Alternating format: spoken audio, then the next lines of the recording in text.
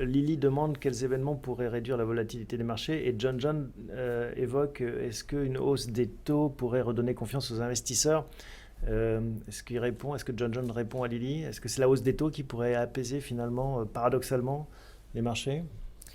L'absence de hausse des taux a visiblement fragilisé les marchés. On ne s'attendait pas à une réaction si violente, mais c'est clair que ça a été un générateur d'inquiétude sur l'état de l'économie américaine.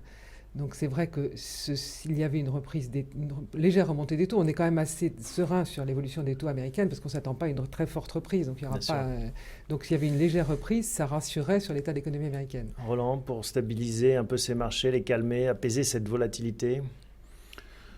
Alors déjà, comme un signal sur la croissance, hein, ce sera vraiment, c'est vraiment important. Donc il faudrait peut-être que l'Europe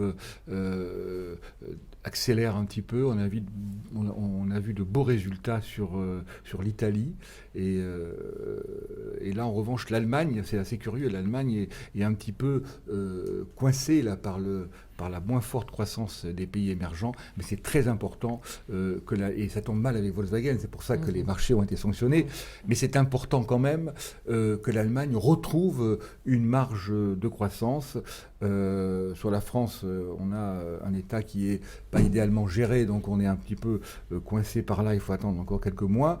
Et en revanche, sur les taux d'intérêt américains, ce sera plutôt un bon signal parce que ça prouvera que finalement l'économie va mieux. Et puis surtout, si d'aventure ça allait mal, c'est important que la Fed garde une marge de manœuvre. Autrement, ils ne pourraient plus rien faire. Voilà, alors que là, ils vont peut-être se reconstituer les cartouches.